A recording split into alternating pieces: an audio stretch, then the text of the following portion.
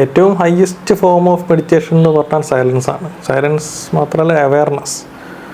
നിങ്ങൾ പൂർണ്ണമായി അവെയറായി മൈൻഡ് ഇല്ലാത്തൊരു സ്റ്റേറ്റിലേക്ക്, മൈൻഡ് കൺട്രോൾ ചെയ്യാന്നൊക്കെ പറഞ്ഞാൽ പാടാണ്, മൈൻഡ് ഇല്ലാത്തൊരു സ്റ്റേറ്റിലേക്ക് എത്തി മെഡിറ്റേഷൻ ചെയ്യുക. അത് നമ്മൾ പ്രാക്ടിക്കലായി തന്നെ കാണുക. അത് അത്ര വലിയ സംഭവങ്ങളൊന്നുമല്ല, പക്ഷേ പ്രാക്ടിക്കലായി തന്നെ കാണിച്ചു തരുന്ന കാര്യങ്ങളാണ്.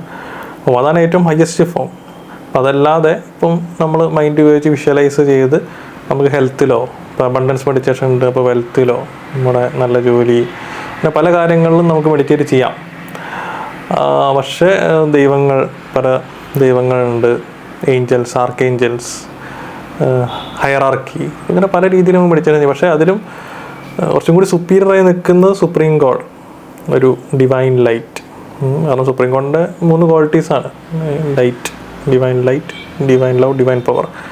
അപ്പം ആ ഒരു ഭയങ്കരമായ പ്രകാശത്തിനെ വിഷ്വലൈസ് ചെയ്ത് മെഡിറ്റേഷൻ ചെയ്യുന്നത്, കാരണം ഇത്രയും ഒരു സുപ്രീം ഗോഡിനെ വിഷ്വലൈസ് ചെയ്ത് മെഡിറ്റേഷൻ ചെയ്യുന്നതാണ് പിന്നെ കുറച്ചും കൂടി ഹയസ്റ്റ് ഫോം ഓഫ് മെഡിറ്റേഷൻ എന്ന് വേണം പറയാം.